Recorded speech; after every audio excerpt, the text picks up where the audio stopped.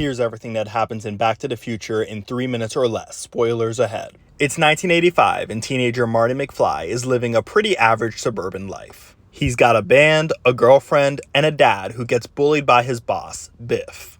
But his best friend is a little unusual.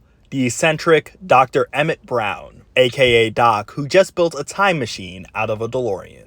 Doc powers the time machine with stolen plutonium from Libyan terrorists. When they show up for revenge, Doc gets shot, and Marty has no choice but to escape in the DeLorean. Marty accidentally hits 88 miles per hour, triggering the time machine and sending him back to 1955.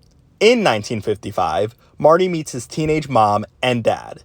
His mother, Lorraine, ends up developing a crush on him instead of his dad, George. Marty realizes he has no plutonium and therefore no way of getting back to 1985. So he tracks down the younger Doc Brown and asks him for help. Doc suggests that they use a lightning strike that's going to hit the town clock tower in exactly 1 week to send him back to 1985. Meanwhile, the more time Marty spends in the 1950s, the more he messes up the timeline. Since Lorraine is falling for him, she's not getting together with George. And if they don't fall in love, Marty won't exist. So he has to play matchmaker with his own parents. This takes us to the Under the Sea school dance, where Marty sets up George to rescue Lorraine from Biff and hopefully win her heart.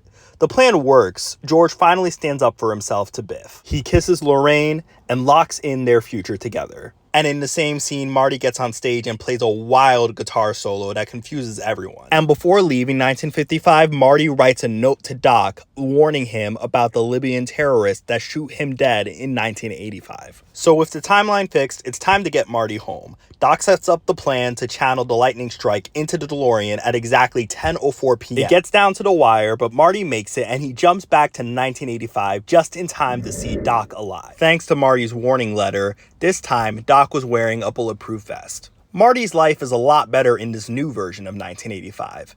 Everything's better. His father George is more confident, Biff is now a car waxer, and Marty's family life is thriving. The movie ends with Doc reappearing in the DeLorean wearing a wild outfit and shouting, "It's your kids, Marty," and then blasting off into the future. And that's everything that happens in the first Back to the Future movie. If you like this movie summary and you want to see more like this, subscribe to my channel.